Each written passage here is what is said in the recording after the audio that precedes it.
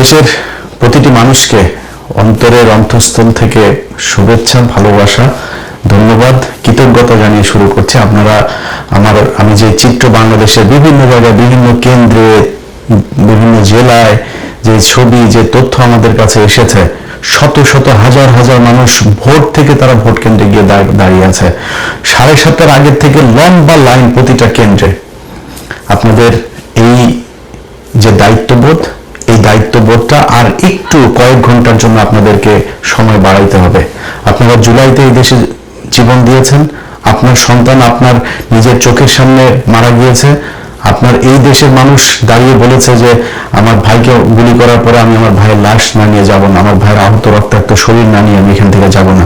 পুলিশের গুলির সামনে দাঁড়িয়ে আপনারা টেনে হেসে আপনার আহত ভাইকে নিয়ে এসেছেন। আপনারা সেই জাতি। আপনাদের প্রতিটা কেন্দ্রে আপনি যে ভোটটা দিয়েছেন সেই ভোটটা রক্ষা করার দায়িত্ব আপনার। আপনি সেই ভোট গণনা হবে, ভোট কেন্দ্র থেকে সেটা প্রকাশ হবে, ঘোষণা হবার পরে সেটা আপনারা রিটার্নিং অফিসারের কার্যালয়ে পাঠিয়ে দিবেন। আপনার কাজ নেই, আপনি তারপরে যা নাক ডেকে তেল দিয়ে তারপরে ঘুমায়েন। কিন্তু এই সময়টুকু আপনাদের আশপাশে যেখানে জামাত ইসলামের ভাইরা যেখানে এই ভোট কেন্দ্রে থাকবে তাদের পাশে থাকবেন, তাদেরকে আপনারা পাহারা দিয়ে তারপরে রাখবেন। তাদের উপরে যদি কেউ আক্রমণ করতে আসে, কোনো দল, কোনো সন্ত্রাসী গ্রুপ যদি তাদেরকে হামলা করতে আসে, আপনার দেওয়া ভোটের বাক্স কেউ যদি ছিনিয়ে নিতে আসে, সেটা রক্ষা করার দায়িত্ব আপনার। আমরা কালকে থেকে আজকে পর্যন্ত সারা বাংলাদেশের বিভিন্ন জায়গায় আমরা দেখেছি যে তারা তাদের যে হীন প্রচেষ্টা, তাদের যে ঘৃণ্য পরিকল্পনা, সেটা বাস্তবায়ন করার চেষ্টা করেছে বাংলাদেশের মানুষ, জামায়াত ইসলামী বাংলাদেশ এবং সবশেষ সেনাবাহিনীর কথা না বললেই না। তারা এগুলো আপনার রুখে দিয়েছে। সেনাবাহিনীর একটা অংশ গতকালকেও চেষ্টা করেছে যে নীলফামারীর যে ঘটনাটা, জামায়াতের আমির তাকে বিমানবন্দরে সে আসছিল, সে বিমানবন্দরে তো সে কারোর কাছে টাকা বিলি করে নাই, সেখানে তো সে ভোট কিনতে যায়নি, তার বাড়ি নীলফামারী, সে এখানে বিমানবন্দর থেকে তার 50 লাখ টাকাকে বানানো হয়েছে বিপুল পরিমাণ অর্থ। বাংলাদেশে 50 লাখ টাকা এখন কোনো বিপুল পরিমাণ অর্থ না। এটা হচ্ছে 1 নম্বর কথা। 2 নম্বর, সে কোনো জায়গায় ভোট কিনতে যায় নাই। 3 নম্বর হলো তারে এই জায়গাতে যে আপনি আটক করলেন, এই একই ধরনের ঘটনা, এর চাইতে বেশি পরিমাণের টাকা শহীদুদ্দিন চৌধুরী আমিন লোকের কাছে পাওয়া গিয়েছে এবং সেটা টাকা দিচ্ছিল মানুষকে, ভোটের মাঠে পাওয়া গিয়েছে। সেই টাকাটা পেয়ে তাকে সাথে সাথে ছেড়ে দেওয়া হয়েছে। বিভিন্ন টেলিভিশনে তাদের দলের লোকজন দিয়ে থ্রেট করা হয়েছে এই নিউজ তাড়াতাড়ি সরাইতে। যমুনা টেলিভিশন, তাদেরকে হুমকি দেওয়া হয়েছে, হুমকি দিয়ে তারপরে বলা হয়েছে নিউজ সরাইতে। তারা বলেছে 80 লাখ টাকা পাওয়া গিয়েছে, সেই টাকা কিছুক্ষণ পরে 15 লাখ টাকা হিসেবে তারা আবার নিউজ করেছে। এভাবে দুইটা ঘটনাকে দুইভাবে উপস্থাপন করা হয়েছে।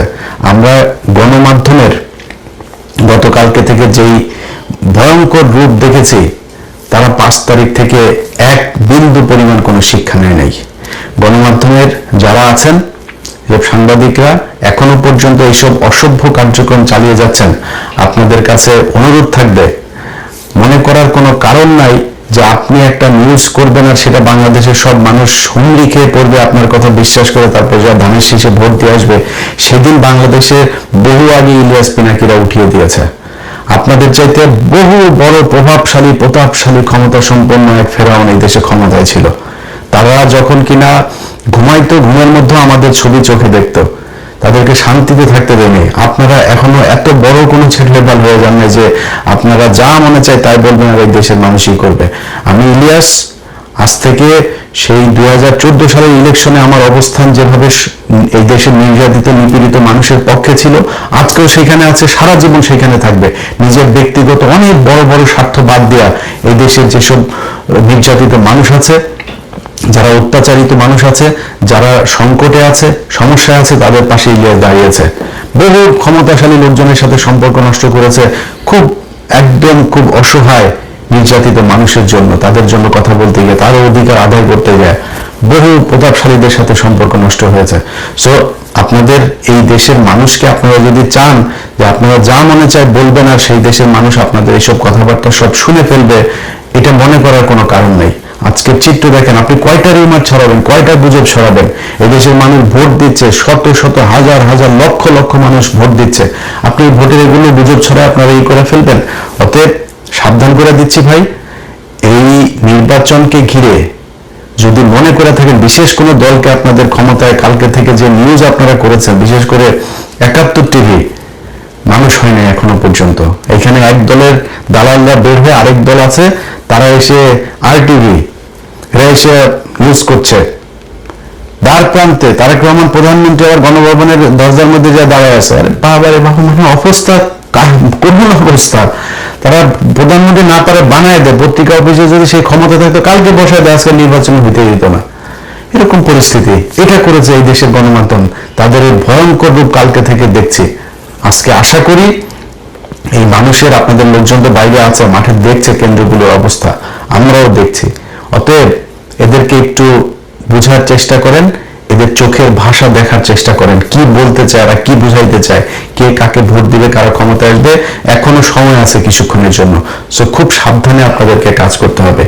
সেনাবাহিনী সেই নীলফামারীতে যে ঘটনাগুলো হয়েছে, সেখানে BGF এর 3-4 জন অফিসার জড়িত, কিন্তু এই সেনাবাহিনীর কিছু অংশ তারা এখনো চেয়েছে যে কোনো ভাবে হচ্ছে বিএনপিকে ক্ষমতায় এনে তারপরে 1.5 বছরের মাথায় শেখ হাসিনাকে ক্ষমতায় এই দেশের রাজনীতিতে নিয়ে আসতে হবে। এই অবস্থা এই দেশে চলবে না। আপনারা হাসিনাকে আর আওয়ামী লীগকে, ইন্ডিয়াকে যে যত আনতে চাবেন, সে তত সমস্যায় পড়বেন। তার বিরুদ্ধে আজকে আমি পিনাকি, আমরা কেন আজকে আপনাদের বিরুদ্ধে থাকবো? আপনারা 5 তারিখের পর থেকে এখন পর্যন্ত প্রথমেই বুকে চিনচিন করে রে আপনার এই শেখ মুজিবের ইয়েতে মূর্তি ভাঙা দেখা, এটা দিয়ে শুরু হয়েছে। তারপরে আপনারা আওয়ামী লীগের প্রতি প্রেম, আওয়ামী লীগের এই দৃশ্য দেখে আপনাদের খুব খারাপ লেগেছে। তারপরে আওয়ামী লীগকে এই দেশে রাজনীতি করতে দিবেন, সব মামলা তুলে নেবেন। আওয়ামী লীগ বিএনপি ভাই ভাই, এগুলো বহুত শয়তানি। 2 দিন আগে তারেক রহমানের মতো মানুষ বলে শেখ হাসিনার সন্তানেরা, পরিবারের লোকজনেরা যদি চায় তাহলে রাজনীতিতে আসতে পারেন। আপনি কে ভাই? আপনি আওয়ামী লীগকে রাজনীতি করতে দেওয়ার কে? আপনি এখন প্রধানমন্ত্রী হয়েছেন, আপনি এই যে ঘোষণাটা দিলেন, এই ঘোষণা দিয়ে আপনার অর্ধেক ভোট নষ্ট করেছেন। আপনারা মনে করেন যে আওয়ামী লীগের ভোট নিয়ে, বাংলাদেশে আওয়ামী লীগের ভোট নাই ভাই। কয় পার্সেন্ট নেবেন? 5%, 10%? ভোট দিতে যাবে না অর্ধেক।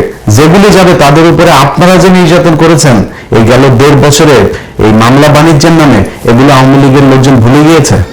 তারা আপনারা ভোট দিবে যায় আপনার দলের হয়ে মিছিল করবে, আপনার সাথে মিটিং করবে, যারা যদি ভোট দিতে যায় দাঁড়িপাল্লা ভোট দিয়ে আসবে। গ্যারান্টি দিলাম আপনারা, ইনশাল্লাহ আজকে নির্বাচনের পরে এটা রেজাল্ট পাবেন।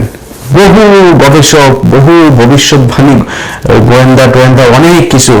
ঢাকা বিশ্ববিদ্যালয় ডাকসুর কথা মনে আছে না? মনে আছে? নাকে খড় দিয়া তারপরে কথা বলতে হবে। তোরা আবার ফের এখন এসে অনেক এরা ভবিষ্যৎবাণী দেওয়া শুরু করছে। এবং 70% তারেক রহমান প্রধানমন্ত্রী হয়ে গেছেন, বিএনপি চলে এসেছে, এরকম তোদের এই 70% তোরা আওয়ামী লীগের পক্ষে এরকম তোরা জরিপ বানায় তারপর প্রচার করছিলি। সেই আওয়ামী লীগের 70% লোক কই? 21 কোটি 22 কোটি মানুষের দেশে 5% মানুষ যদি রাস্তায় নেমে আসতো হাসিনার জন্য, আজকে হাসিনার যাইতে হতো না। তারা কোথায়? 45 মিনিটের নোটিসে তোরা নাই হয়ে গিয়েছিস।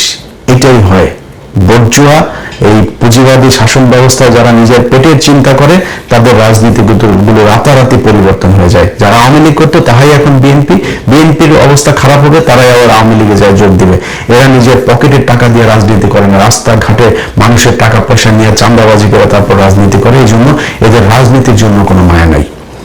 অতএব যে কথাগুলো বললাম, বাংলাদেশের মানুষের কাছে অনুরোধ থাকবে, ভাই আপনারা আর কয়েকটা ঘন্টা আপনাদেরকে কষ্ট করতে হবে।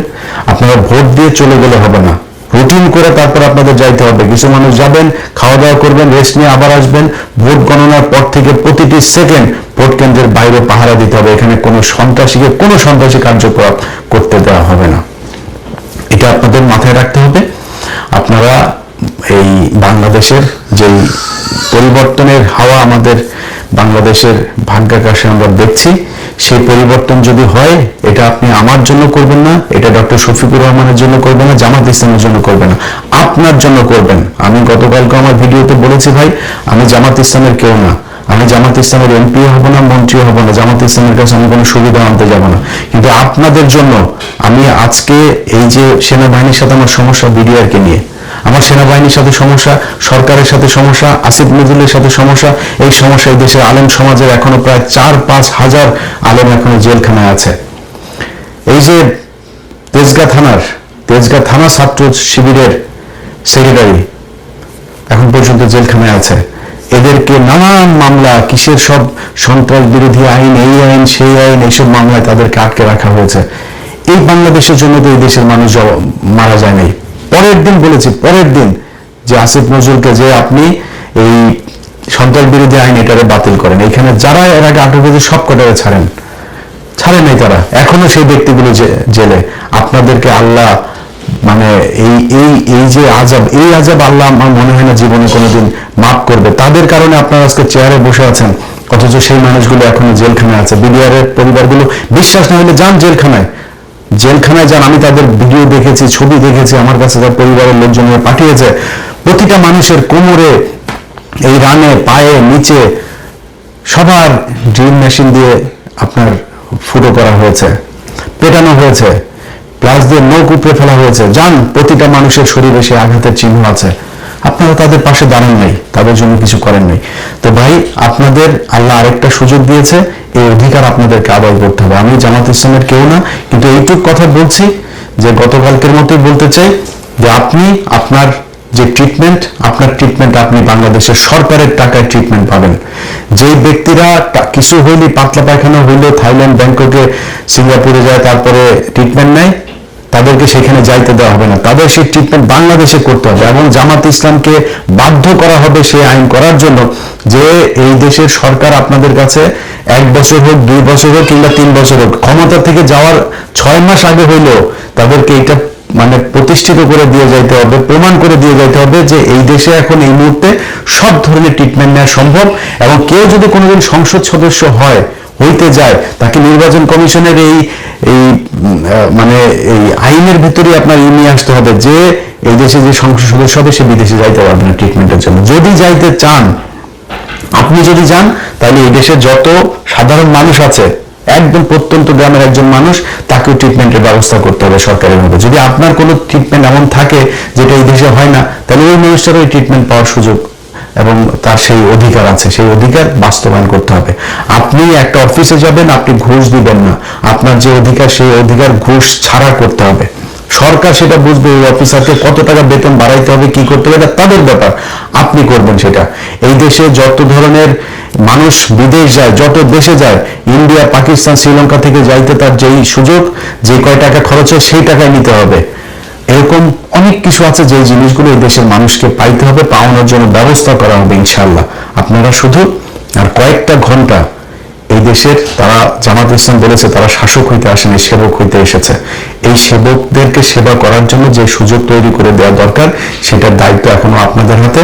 আপনারা ভোট কেন্দ্রগুলোতে থাকবেন, পাহারা দিবেন। এবং সবশেষ আবারও সেনাবাহিনীকে আগেও বলেছে যে ভাই, আপনারা আমাদের সার্বভৌমত্বের প্রতীক, আপনারা ছাড়া এই দেশকেও ঠিক করতে পারবে না। আপনারা যেভাবে